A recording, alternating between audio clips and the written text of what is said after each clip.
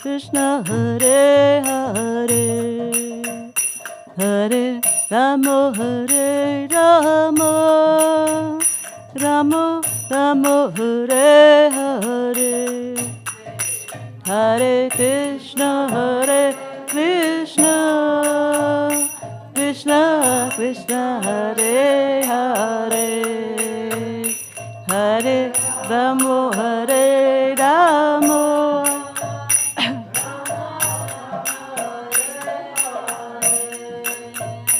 Hare Krishna,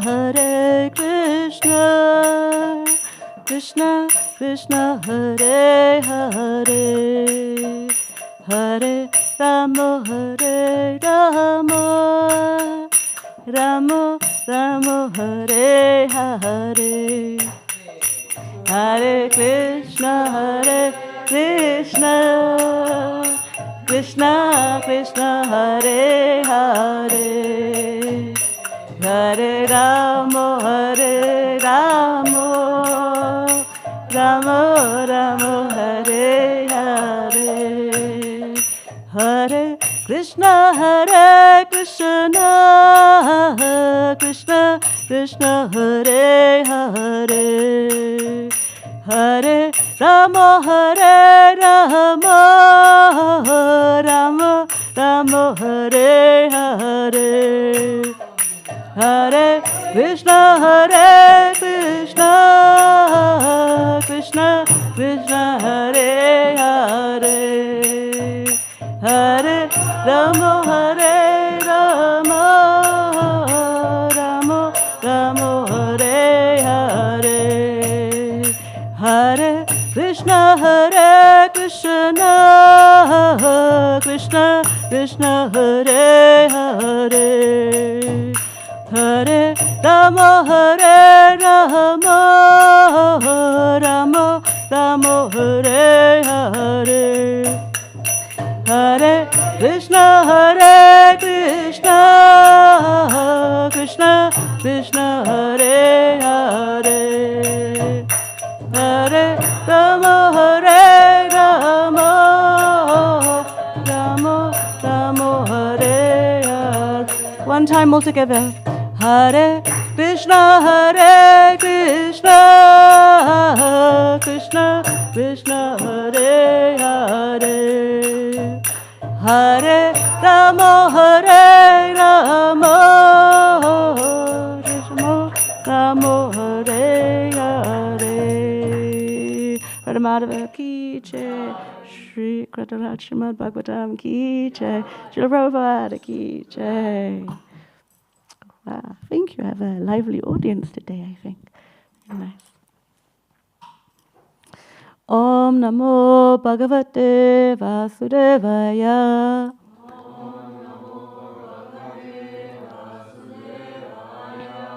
Om Namo Bhagavate Vasudevaya.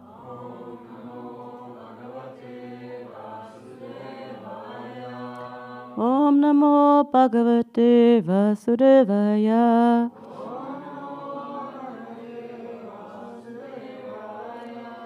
Rayanam namamskrita naram chaiva narottamam devim sarasatim vasham tato jayamudirayat snaprashavapadreshu nityam bhagavata saya bhakati uttama shloka bhakti bhavati nashtiki. So thank you very much. Before I ask, does anyone need a German translation? I think nobody. Braucht jemand eine Deutsch-Übersetzung? Kishorikon ist schon da, okay. Und Brian, du magst das, oder? Is this okay? It's okay. Aha, super. Nice. So today we are reading from the 4th canto of the Srimad-Bhagavatam, which is entitled The Creation of the Fourth Order, chapter 18, which is called Prithu Maharaj Milks the Earth Planet. And today we cover text 17 and 18. Okay.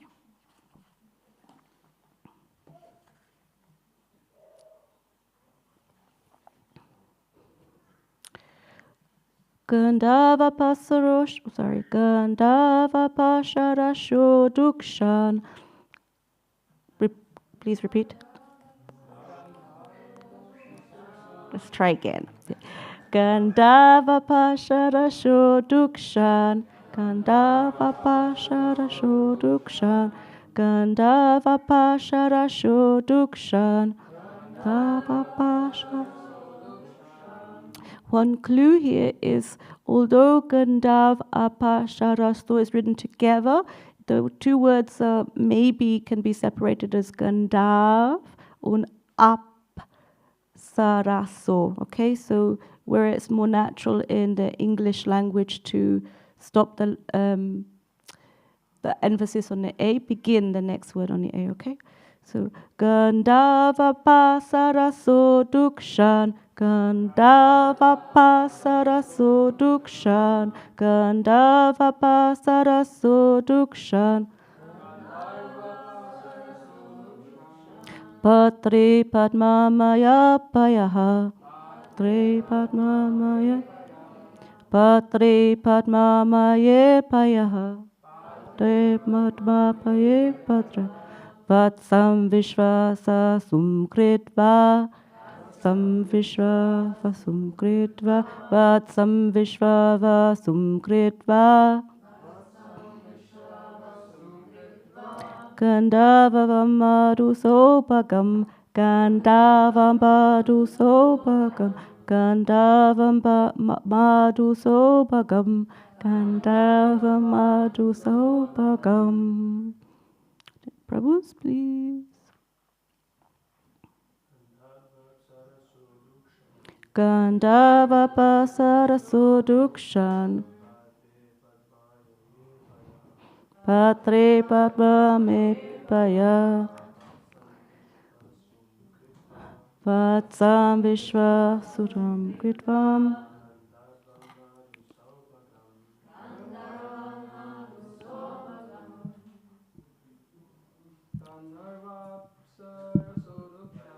Gandhava Apsaraso Dukshan. Patre Padma.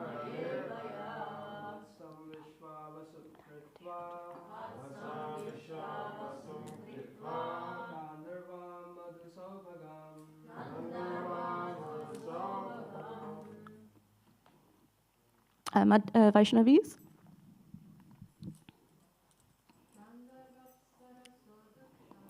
Gandhava Pasaraso Dukshan.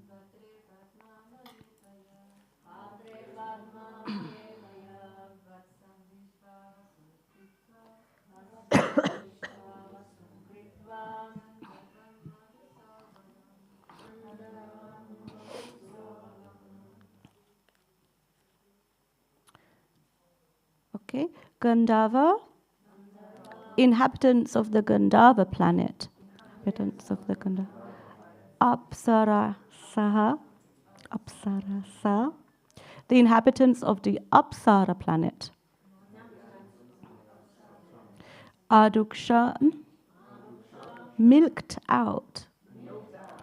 Patre, in a pot.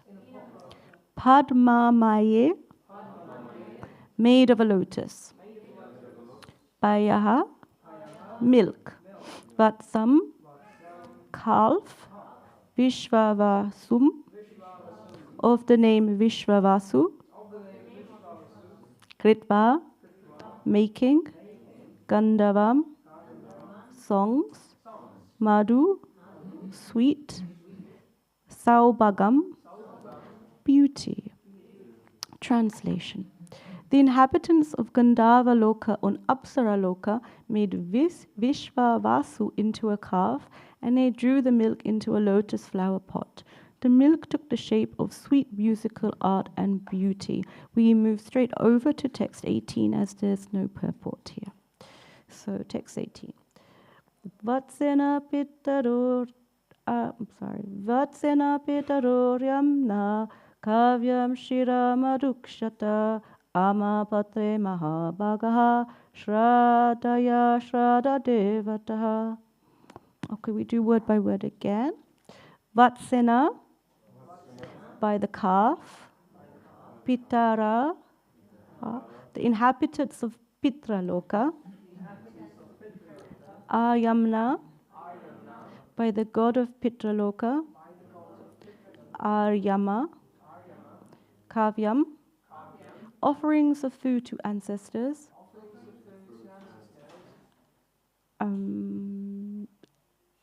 Kshiram, milk. Sorry, Kishore Kunal, könnte Sie bitte vielleicht den Vorhang ausmachen? Es stört ein bisschen. Sorry, it's just the light is right in my eyes. Okay. Aduksata took out Amapatre into an unbaked earthen pot. Mahabagaha, the greatly fortunate. Shradaya, with great faith.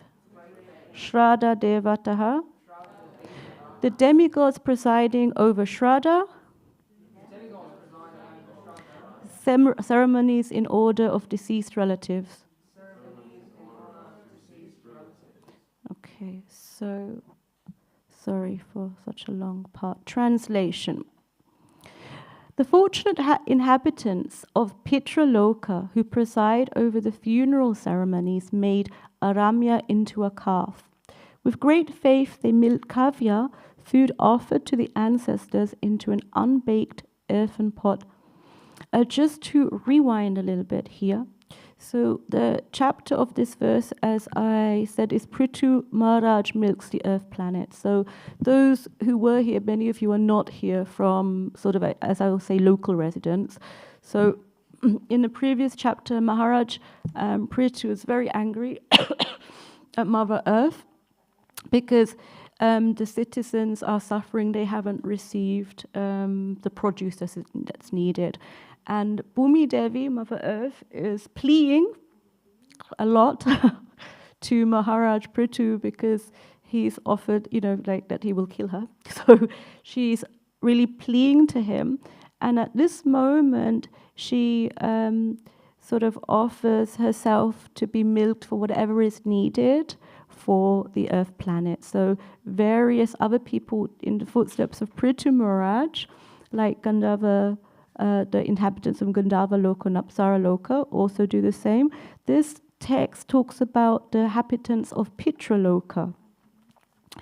So in the purport, Srila Prabhupada writes, in Bhagavad Gita 9:25, it is said, Pitrin yanti pitra vrataha. Those who are interested in family welfare are called Pitri vrataha. There is a planet called Pitraloka, and the predominating deity of the planet is called Aryama. He is somewhat of a demigod. It's written really like this. He is somewhat of a demigod. And by satisfying him, one can help ghostly family members develop a gross body. Those who are very sinful and attached to the family house, village or country do not receive a gross body made of material elements, but remain in a subtle body composed of mind, ego, and intelligence. Those who live in such subtle bodies are called ghosts. This ghostly position is very painful because a ghost has intelligence, mind, and ego and wants to enjoy material life, but he does not have a gross material body. But because he doesn't have a gross material body, he can only create disturbances for want of material satisfaction.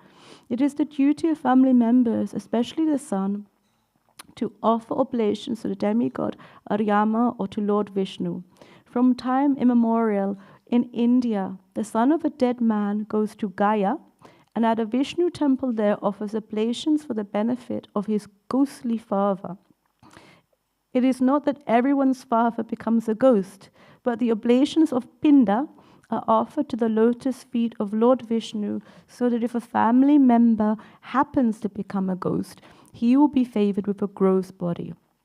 However, if one is habituated to take in the prasadam of Lord Vishnu, there is no chance of his becoming a ghost or anything lower than a human being.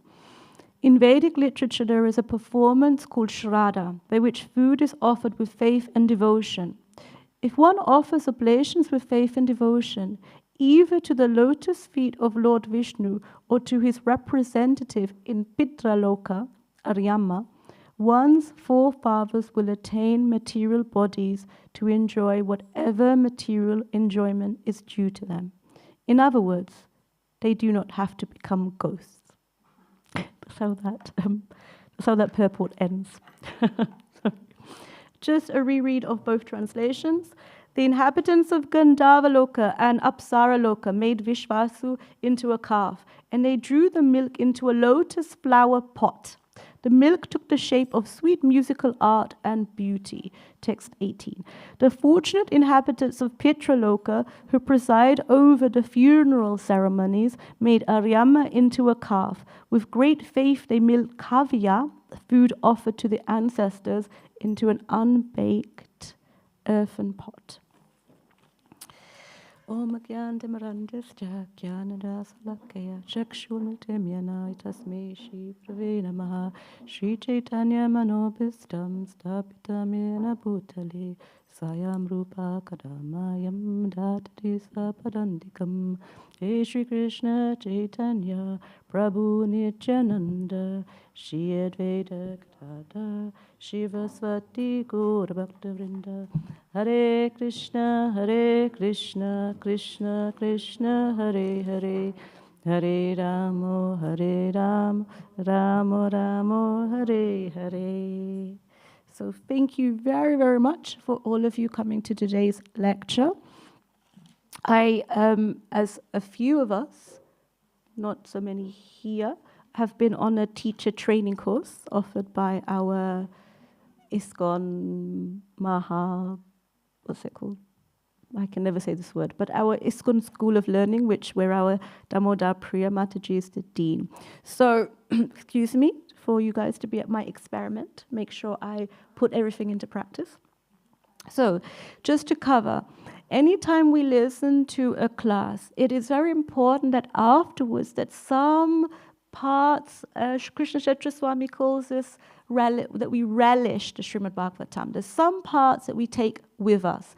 So it's a point of our lives, right? Consciousness, that we don't go and someone says, oh, nice class, Mataji. What do you remember? Something, maybe about Krishna. So in this purport, it's very, very specific. At first I was a little perplexed as what I should speak about.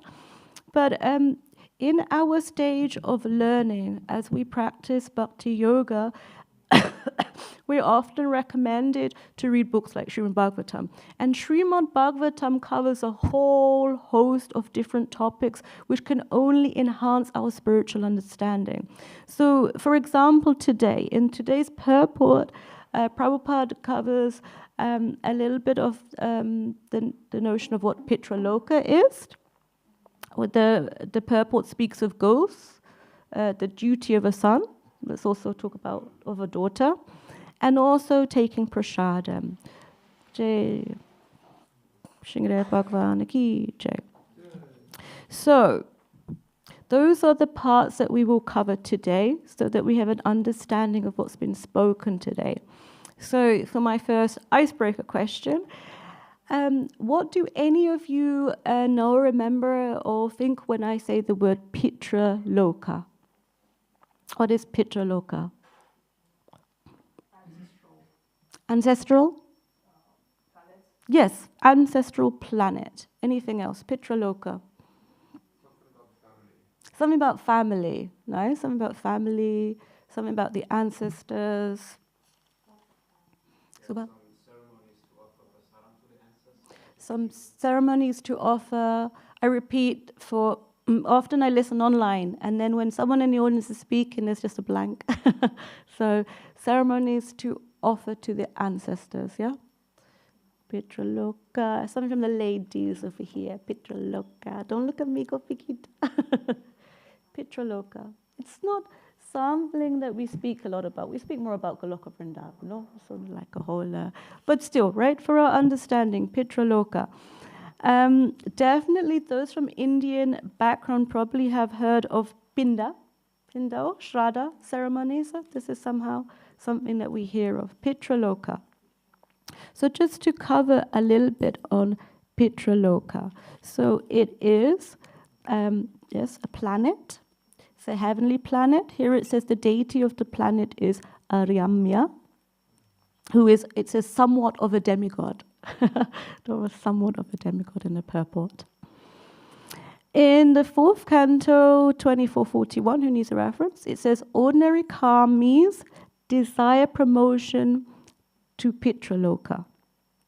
Yeah, and they, as we heard from this purport from 925 in Bhagavad Gita, those who worship the ancestors go to the ancestors. Huh? So it's like a line, you worship them, you go to them. In the 5th canto, there's a quote that says, the inhabitants of Pitraloka are generally men of the Kama Kandya, or fruitive activities category. And those, because Pitraloka is also one of the heavenly planets, they can stay in Pitraloka as long as your progeny, so to say, your sons, are offering oblations to keep you there. And after that is exhausted, then you must return to earth after exhausting the effects of your pious deeds. It's interesting because the world is made of so many different people, right? So there are those who definitely take on maybe this worship of worshipping their forefathers and end up in this element of this place of Pitraloka. And it also speaks about the point here of ghosts. So sometimes when we hear of ghosts, like some bad movie, Ghostbusters or something weird that we hear. And here it's quite clearly defined that, of course, there are ghosts. And what are the ghosts? They are subtle bodies which don't have a material form, so to say, right? So they still have mind, ego, and intelligence, like everything, all the thoughts and feelings, everything that we have, but nothing physical to actually put it into play. I mean, it's not that they are some sort of just, it's like there's a lot of actions going on in there. So this is the point that for people, I mean, I know mostly in regards to Indians, they often perform what is called here pinda. Occasionally people ring also Ramananda to ask if he will do the pinda ceremony. Here we don't do that. And it says here the duty of a son, and Prabhupada writes that is to offer to the lotus feet of Lord Vishnu or to Aryama, Pitraloka. Now it ends here, in other words, you offer and then you don't become a ghost. But it sort of ended a little bit too abruptly for me. Okay, so then either one or the other. Because later on, Prabhupada also, if we go into our own personal story, quite some years ago, when I was studying, I was part of the first Bhakti Shastri group at Bhaktivedanta Mana. I was very fortunate. We had many Prabhupada disciples also in the class. They couldn't travel to India, so it was very nice. So the teachings were like we were taught, but there was a lot of conversation and discussion. It was very sort of lively in what we did. And I think this always helps to bring any points closer home to us. And one time I was going home, and, I was, telling my father, yes, I was doing Bhagavad Gita, studying Bhagavad Gita at the man, and he was like, really, you are studying? Because there was this maybe odd impression the Hare Krishnas, we are little like just maybe singing and dancing the whole time, and sometimes Indian parents may think, oh, you're not taking life very seriously, huh? Like the singing and dancing part. So it was, no, Dad, I'm studying Bhagavad Gita. And because I could see it was a topic that interested him, I spoke about details of what I was hearing. And one such day, he said to me, oh, don't tell me this. Please tell that part to your mother. And it was an interesting part. I don't know if I found the exact verse where it was, but I wanted to share because it's in line with what we speak about today. It's from Bhagavad Gita chapter 1, verse 41. Srila Prabhupada writes in the purport, according to the rules and regulations of fruitive activities, there is a need to offer periodical food and water to the forefathers of the family. This offering is performed by worship of Vishnu, because eating the remnants of food offered to Vishnu can deliver one from all kinds of sinful actions. Sometimes the forefathers may be suffering from various types of sinful reactions. Later on he writes, thus, when remnants of prasadam food are offered to forefathers by descendants, the forefathers are released from ghostly or other kinds of miserable life. Such help rendered to forefathers is a family tradition, and those who are not in devotional life are required to perform such rituals. So those who are not in ordinary devotional life would do these ceremonies. However, one who is engaged in devotional life is not required to perform such actions. Simply by performing devotional service, one can deliver hundreds and thousands of forefathers from all kinds of misery. Now I take a sort of slightly deeper aspect of this story, because weeks after my father told me to read this, and I just bear in mind that my father was a very peaceful person. He never argued with anybody, and he also never really pushed anyone in a direction. So it was unusual for him to tell me, please, you read this to your mother. And then he please read this. So it was maybe a few weeks after that my father left his body. Interesting, because it's talking about what to do at the point that someone is deceased. My mother has a worship so akin to Indian tradition. There's a little bit of the Hare Krishna mantra in different parts. So it was important also for her natural healing and development to offer to Krishna and then the remnants over. Now here it says that one who is engaged in devotional service is not required to perform such actions. The importance of telling such a story is anything that we read, everything that we do has some or should have some application in our actual lives. It's not something that is just, okay, I heard a nice story, I heard something interesting. There is an application, right, to what we do. And on this part, this is where it goes a little bit more sweet direction. In this purport, did I lose the purport? No, I didn't. In this purport at the end, it is saying that if... I'm sorry, I lost the part.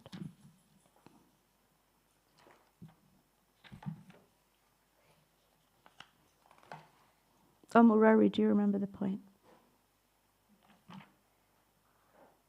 Aha. If one is habituated to taking the prasad of Lord Vishnu, there is no chance of his becoming a ghost or anything lower than a human being. And often we speak about offering or taking prasadam because we have to take something, right? And it's offered to Krishna. So this is my part 2 of our group activity, which is just to break out into partner work. So whoever's sitting next to you, if you're not in equal 2 in a free, just to answer 2 questions. Chara and Murari, you can do this together. The first question is, what does it mean to offer prasadam? And the second, what are the advantages of prasadam? So the first, what does it mean to offer? So this, please, you speak to the person next to you. What does it mean? What is it to offer prasadam? And 2, the advantages. So please turn to your partner. We won't do this more than for around 4 minutes, so please keep it on topic. Prasadam, please. So whoever you're next to, Anutara is, or maybe you have Brooke here. Anutara, this is Brooke. What's the second question? The advantages of prasadam. I will write it quickly up on the board just as a reminder, okay?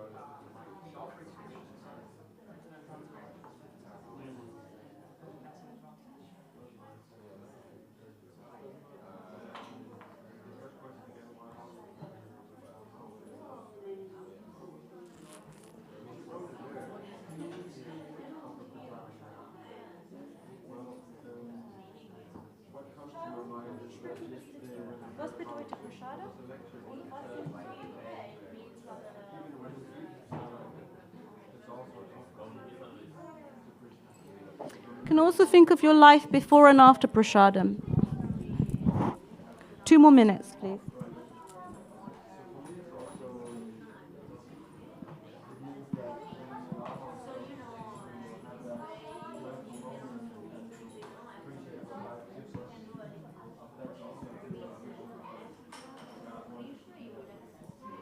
Kinder, gehst du Purusha Simha und sag ihm.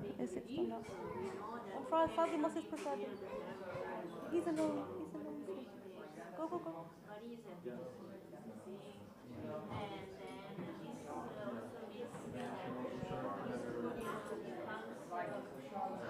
Okay, one more minute, everybody.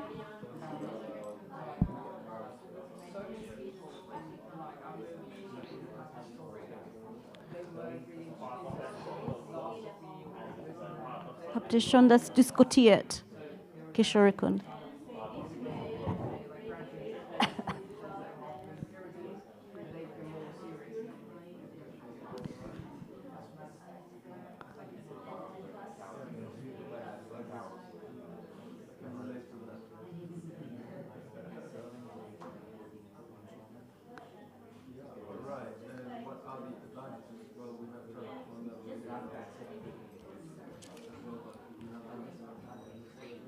Oh, du kannst das Mikrofon geben, wenn ich sage, okay, mein Lieber?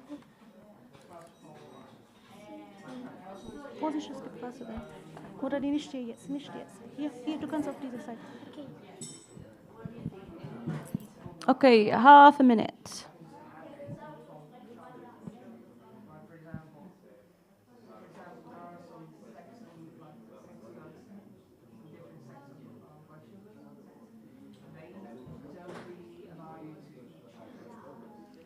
Ich weiß es schon. Ich weiß es schon.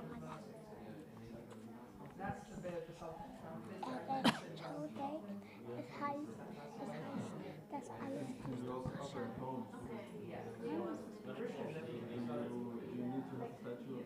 Ist das das Richtige?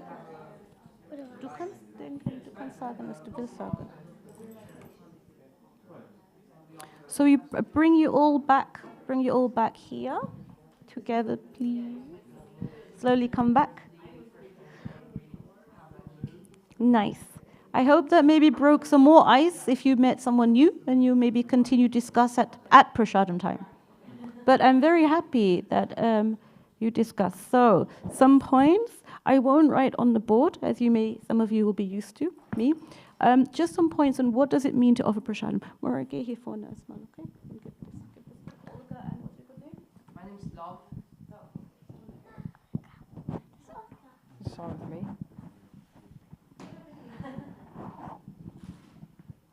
Okay, so what does it mean to offer prasadam? On the basis of my experience, prasadam is non-different from Krishna. So Krishna's prasadam is the same as receiving Krishna's mercy, and it actually rids you of the karmic reactions. So, and all of the bad qualities that we have in our hearts and impurities, prasadam actually cleanses us. So that's what it means to when we the impurities in our heart.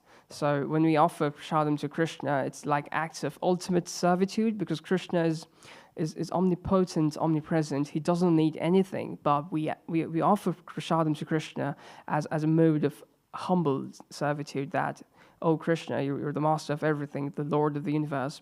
Just accept this humble offering that I have as a sign of my devotion.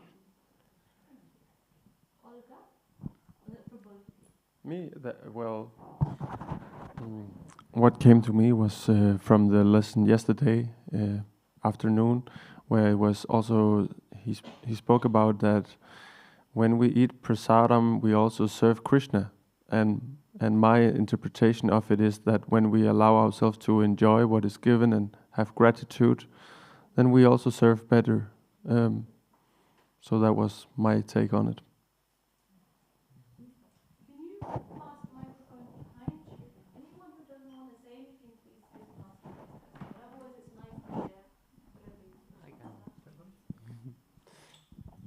got it. Haribo.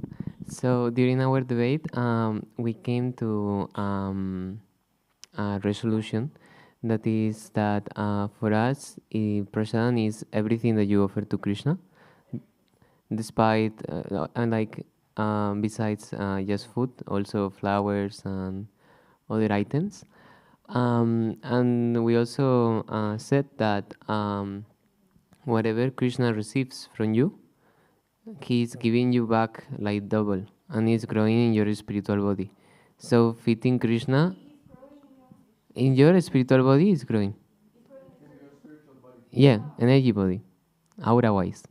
So it's just fitting the both aspects of yourself, the spiritual and the material.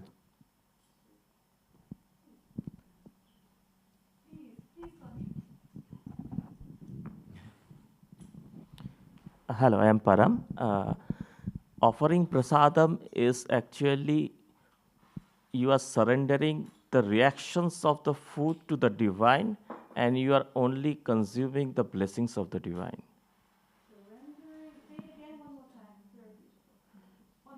You are surrendering the reactions of the food to the divine, and you are only consuming the blessings of the divine.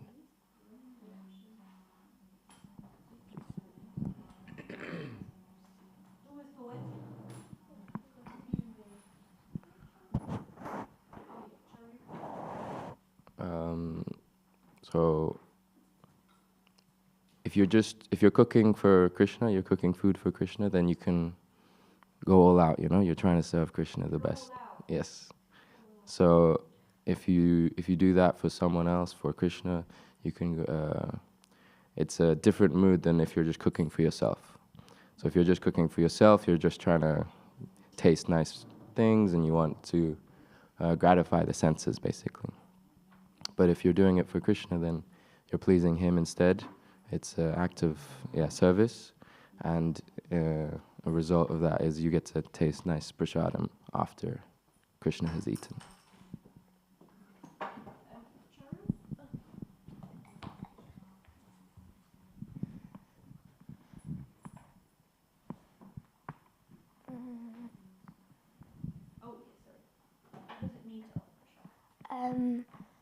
I think it means that you give like everything to Krishna, like even your food and everything. What? Even your food? Yeah, everything. Krishna.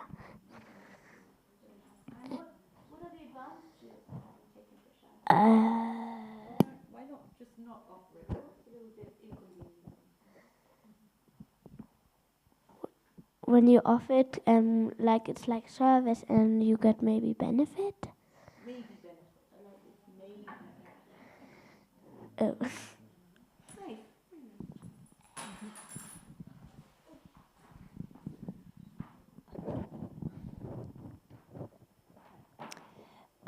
So for me, what does it mean to offer prasadam? So I don't offer prasadam, but what I do, a little bit of a gratitude practice before taking any food. It's a little bit of acknowledgement, and I liked what you said about applying what we hear and read. And for me, this is a little bit of just, in Bhagavad Gita, when it says, always remember me, never forget me. This is one moment where I can just remember Krishna. So, okay, it's not maybe prasadam, but just a little acknowledgement is remembering Krishna, and maybe also when we offer prasadam, we are also, of course, remembering Krishna. Advantages. I haven't personally had realizations on this, but the Mataji I was speaking to, I'll say, she said, helps us to advance and service to the Lord. So I wanted to share that.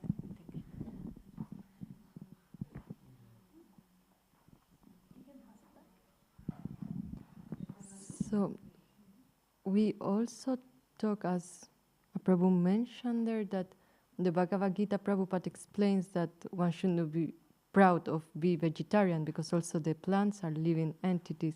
But when it's offered, then Jadurani made the point that he was saying that we are prashadarian, so that it's like everything is takeaway, it's just Krishna, because it's offered to Krishna, then it's something pure. And one of the advantages, something related, as they also mentioned, was like it helps you to surrender when you are cooking, because you're cooking what Krishna likes. So it helps you to be a little bit more selfless and, yeah, to not do it for yourself, but for Krishna.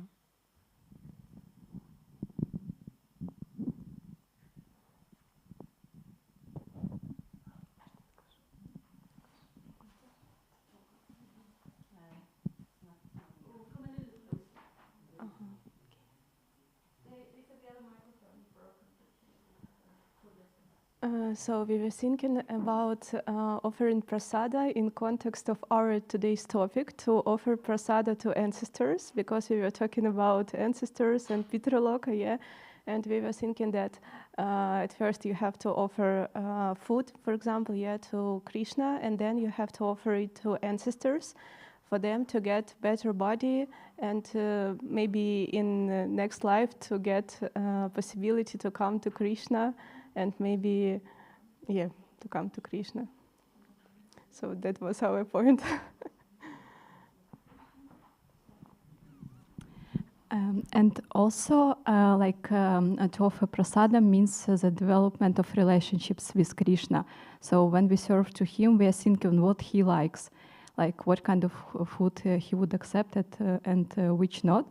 So like we also becoming closer to him, like, and not thinking what I want to food, but what I want to eat, but what he wants to eat.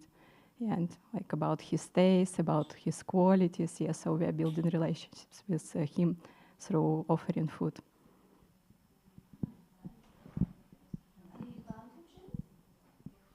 Advantages?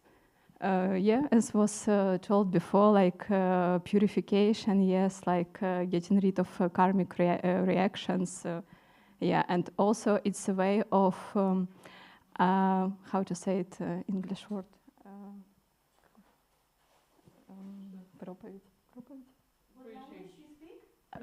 Yeah. It's a way of preaching also, yes, because many people comes through Krishna consciousness through prasadam also, because they feel this divine taste through food. So it's also like one of the way to yeah, come here.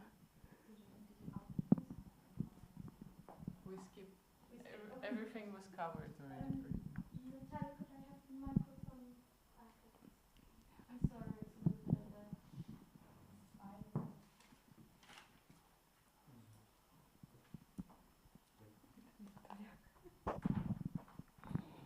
Beautiful, very beautiful. I will just give a summary of the different thoughts behind what does it mean to offer prasadam. So it's non-different from Krishna, and we develop a humble servitude attitude. Everything you offer to Krishna, it said, even your food. Then we surrender the reactions to the divine, and we consuming what we're given by the divine. Yeah. We also said that we go all out for Krishna. Go all out for Krishna, not just for ourselves. There was also the speak of a gratitude practice, this acknowledgement, remembering Krishna and not to forget Krishna. Also in this acceptance of what we put into our systems.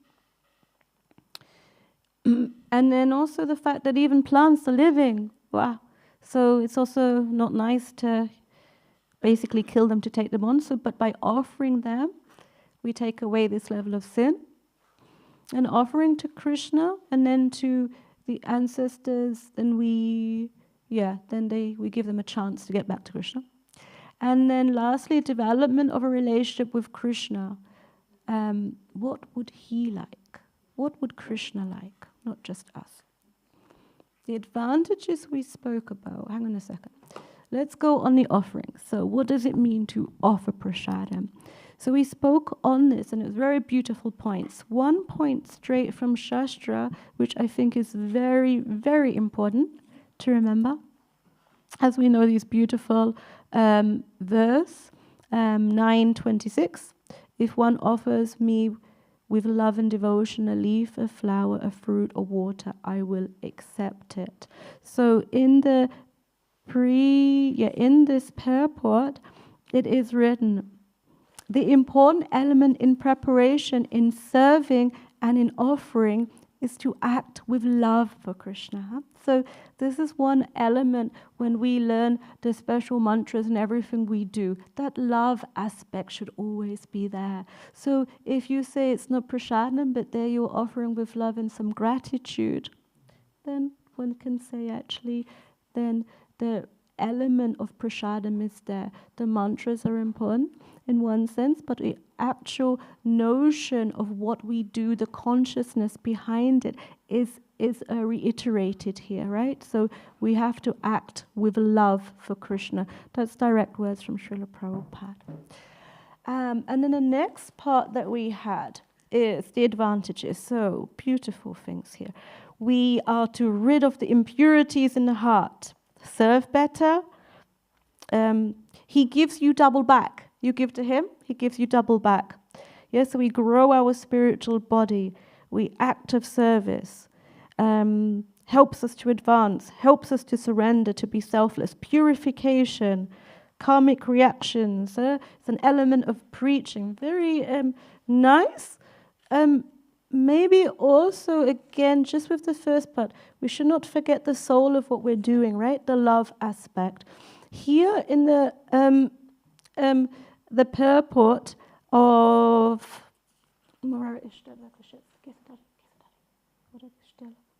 so sorry, 126 is, let me find the exact part. Yeah, because it's not so long here.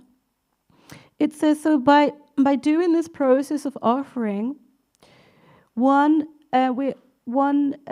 is able to advance steadily in life. Yes, so we spoke about this. Purify the body, we spoke about this. Also, it's written here to create fine brain tissues which will lead to clear thinking. You don't hear, this is from Prabhupada's words, yeah? Create fine brain tissues which will lead to clear thinking. I mean, this is quite amazing. So we're not just talking about an act, an arbitrary act, they told us to offer it, now we take it in, la la. We're talking about something that comes with our heart, our devotion, we offer. And in that, not just yeah, right, okay, bit of surrender here, God, they made me do it like this, but also that it will steadily help us to progress in our life. This is sort of an attitude of where we are. Often people ask, okay, what are the tips when you're not living in the ashram or in the temple? One of those things that we say, the two normal things, chanting Hare Krishna, and the second, to offer the prasadam. And for those parts, it's like this. We are faced with so many challenges on the outside world as well as inside here. So one part there is we could also always be helped with having some clear thinking, you know? Who wouldn't like some clear thinking? It helps so. And that our fine brain tissues are created. This is nicer. And then again, after this, Prabhupada mentioned at least twice. It says the offering should be made with an attitude of love. Later on he says what I said, yes? So it's an act of love. So this reiteration of a point is important, right, to understand. What is it that we're doing? This act of where we live and what we do, don't let it just be some external, right? Go into this aspect that Krishna indeed loves us. Let us try to love him. What we do, we serve. Also we can offer the prasadam, not just, Brian or Subal or somebody gave me some mantras I should chant, right? That we also go into the deeper aspect behind it. That we're offering what we can with love and devotion. There surely is a point there behind this. And also the aspect behind one can maybe see not just with, how can one say, not just, okay, now I took prasadam one day and I didn't, but that life before. What was that life looking like before? What was it that we spoke about yesterday? And then the Krishna Prabhu, because the verse spoke about intoxication, right? So it spoke about life was maybe okay with having a drink now and again, living in a certain lifestyle, having it. This was okay for some time. But maybe that life was a little bit soulless, without meaning or without things. So this is the part there that when we offer prasadam, which is just one part of our spiritual life, but it's an important aspect that things can go on. There was another verse, but I don't look into it now, which says, how can we be happy if we are just taking, so to say, ordinary food or food that has this reaction? Like when you pluck an apple from a tree, there may be some pain there may be some sin there, but how do we take this without purifying this? How can we be happy if we cause pain to someone else, right? This is not the point. We practice this with our cow protection, ahimsa. So we practice this idea also in our offering. And more than just that, this development of this idea that we have a relationship with Krishna also came up, right? That we are relating to somebody. What does Krishna like to eat? What is it? You know, once I read that Krishna likes to eat puris filled with cream. I was like, wow, it sounds like a donut, or it's like this. And one time, Kripa Sindhu Prabhu made it for a whole group of kindergarten parents who came. He maybe made like 100 of these puris filled with cream. They were very happy with this, you know. So it's like this, I'm sure, was very pleasing for the Lord. And then, yeah, in effect, was very pleasing for those who took it upon them. And on this purport in Śrīmad-Bhāgavatam, we had this point in that deeper aspect that there's no chance of becoming a ghost or anything lower. We hear that sometimes before of not taking animal form again, right?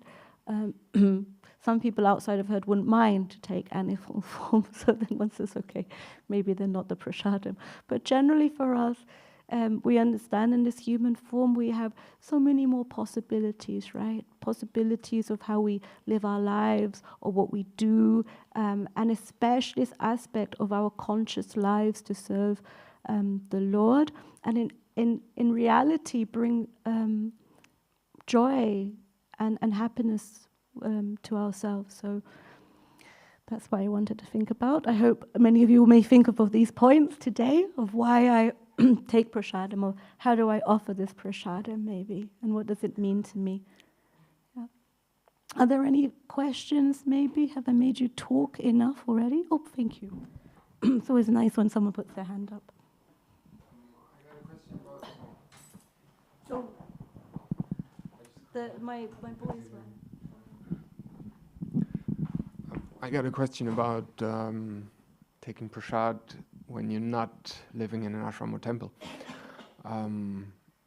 Because, yeah, sometimes you, in the life outside of here, you eat you have processed food, or you eat out, or you eat at friends. So where you're not sure what's all in there. And chapter 17 of the Bhagavad Gita, there's lots of indications of what Krishna likes and what he doesn't. But it's not so easy today in this reality. So, and I also heard from a devotee when they offered their food and they were eating out or so, they said it's not prepared by a devotee, so Krishna won't accept it. Yeah, so how do you do that when you don't prepare everything yourself and everything? As you may have realized from my accent, I come from London. So I worked sort of full-time for 10 years, quite comfortable there. So often, of course, when you work in a full day, you may take some food from outside. And I was also stumbled by this.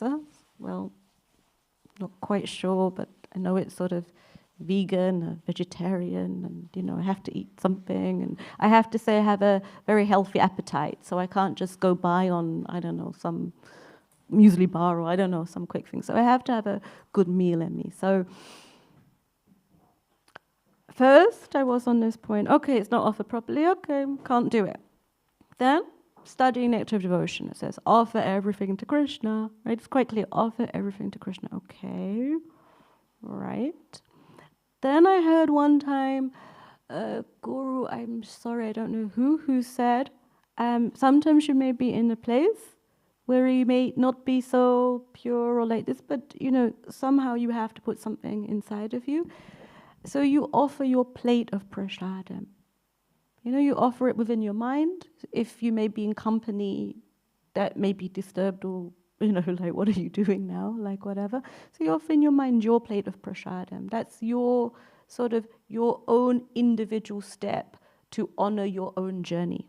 It's like your part that you're offering. If you've, and this I started to apply, and somehow it felt right for me, so sitting in a busy lunch canteen with other designers, because that's where I was working, and I would have my sandwich or whatever it was, and just do a quick prayer. One can say gratitude or like this, but so you sort of, in that prayer of love, you're giving back and you're connecting more to the divine.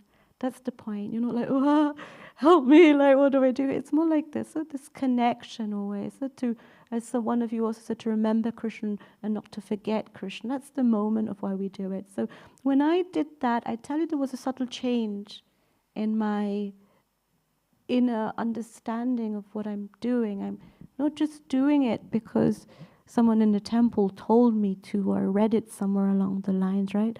That this is whatever I want to put inside, I want it somehow in one way or other to be seen or given over to Krishna first.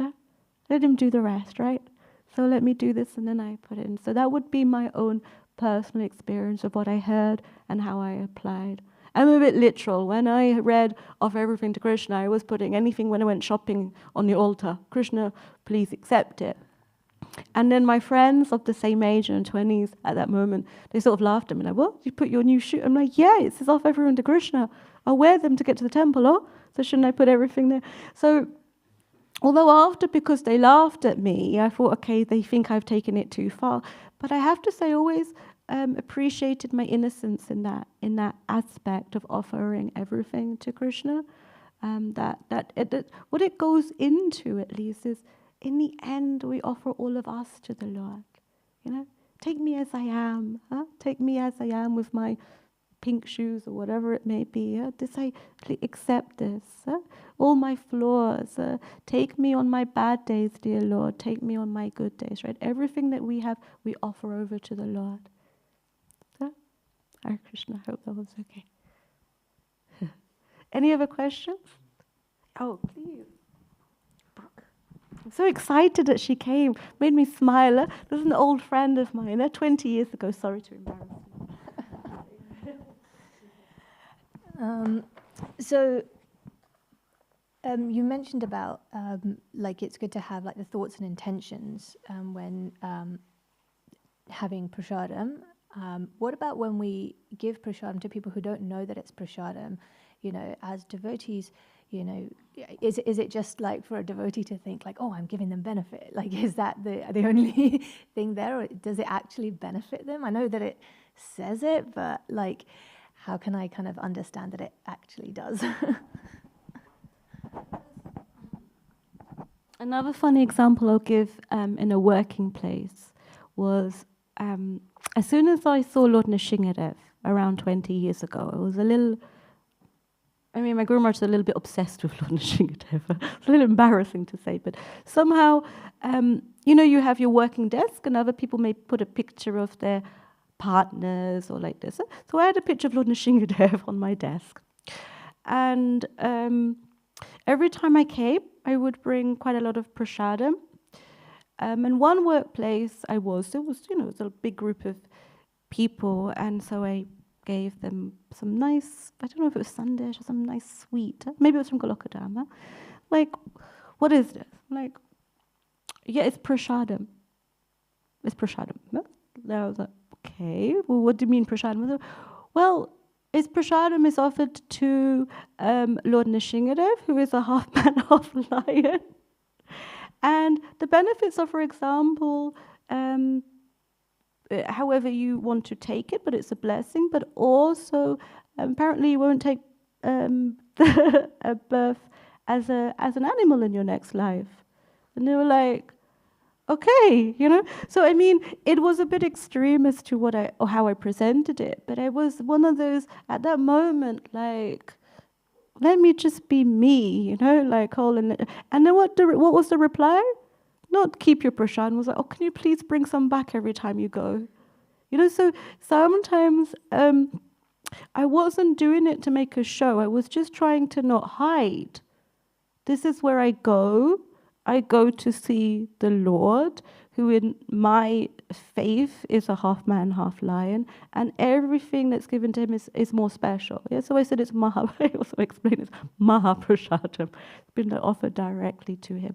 So I, of course, there's a bit you may not want to give those parts, but I have to say, in the honesty of who I was, people naturally came with their questions. Like sometimes I was dealing with, when I worked in a charity, very, very heavy family life situations, you know, like a mother with a 6-year-old child has terminal cancer. So they're dying, and the next person, someone is homeless, or then really heavy things. And one time my colleague said, why does this happen? I'm like, yes, because they're in the modes of material nature, you know. So I was like the team, the manager of the team. So, and they were like, oh, I mean, I'm sorry. I mean, what I mean to say is that the difficulties that we experience in life is an amalgamation of the desires that we lead as well, right? And then one of my colleagues, quite a few years older than me, pulled me and said, what did you mean? He'd picked this up, modes of material nature. He said, what did you mean? You were trying to say something. And I was like, do you really want to know? Because then we need at least half an hour, you know? Yeah. So then he said in a lunch break, I drew them all out, you know, the three modes of material nature and an explanation of practical aspect of our lives. So this was the point where I was still like, wow, you know, he gave him quite some information, but he kept asking more questions. It's like when you give a class, somebody asks a question, you think, okay, there's some thought going on in there, right? So that aspect, he understood what it was for prasadam. So I believe personally, when you give somebody prasadam, that there is a real effect to it. Sometimes here, I have to say a little bit more from the ladies, and the Prabhu was a little bit like, oh, it's not quite according to my diet, or it's not like this, or we're careful. And I usually say my main meditation is just take a little bit then and understand this is Nishingadev Mahaprasadam, that we are the few temples. It's very unfortunate that we cook all in one kitchen, that what's offered is not, we have this separate devotee prasadam that's quickly offered on the side. This is offered with a lot of devotion here. So take this and try to get into that vibe. Huh? For me, what can I say? It works. It worked. I tried to think, okay. And then sometimes, of course, quick, somewhere you're out, you put it in and you eat it. And that's not quite the same for me anymore. Huh? Before I was not really so much into the difference. There was a sort of new friend of mine who came to the temple because Murari liked to invite people from kindergarten. So the mother came and she was like, wow, this food, it's like so amazing. And she saw Gornitai, just a local resident, you know, like she saw Gornitai and she was like, wow, I would like to live in the temple, but she's just a Bavarian lady, right? Just want to live in this temple, take prasad. It was really nice. And she was the most enthusiastic parents I mentioned. She thought of it. And who would have thought some months later she tragically passed away at 39 years older. And I thought for some time, and I thought, wow, she was so into it. Maybe there was some benefit for her.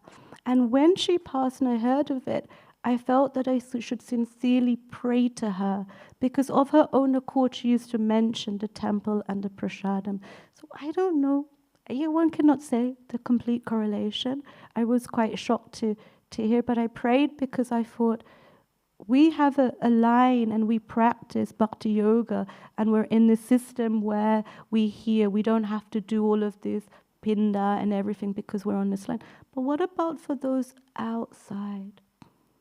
And so therefore, my prayers, I felt, had to be a bit deeper than usual, because I thought, I don't know. I'm not sure. So let me pray for her, for somebody who was very, very open to what we have here. These are the experiences, I guess, that life gives us, right? And they are the things that will hold us. So whether we read and it's not applicable to our life, or somehow we find a way where it's applicable, where we try. You know, you're in a situation with your prashadam, like, okay, let me try. And just as you're offering, your friend, you know, sort of gets in a conversation, and then you have a decision like, oh, okay, leave it, I can't, it's too complicated, let me not offer now. Or you maybe go like, like maybe Brooke may say, okay, just give me a moment, I just need to do my prayers of gratitude, like this. And I'll be like, okay. You know, so they're the choices, right, that we make in our lives. But there's no right or wrong in one sense, but one that starts to feel more and more, that makes you more and more connected to the way that we do. Like this, I hope it answered something, yeah? Can we say that if you accept it as prasadam, that it has more benefits? Maybe, because you're conscious of it. Can you say if you don't know it's prasadam and took it anyway, there's benefits? Well, yes, maybe, because there's also this idea of that somewhere along the line, our lives are just floating on mercy. Where does that mercy come from? Could it be a piece of prasadam? Could it be a nice prayer from somebody? Could it have been just some openness in the heart? Who knows what that came in? But whichever way, you know, let's take it. Take it, yeah. Go all out, I like this. Go all out for Krishna. And in that way, we go all out for ourselves naturally, right? Going out for Krishna doesn't mean we give up on ourselves. It's the very essence of who we are when we go all out for Him. Then we understand. Enough. I'm sorry. Then we honor prasadam, with this thought. Śrīmad-Bhāgavatam ki jai. Thank you very much.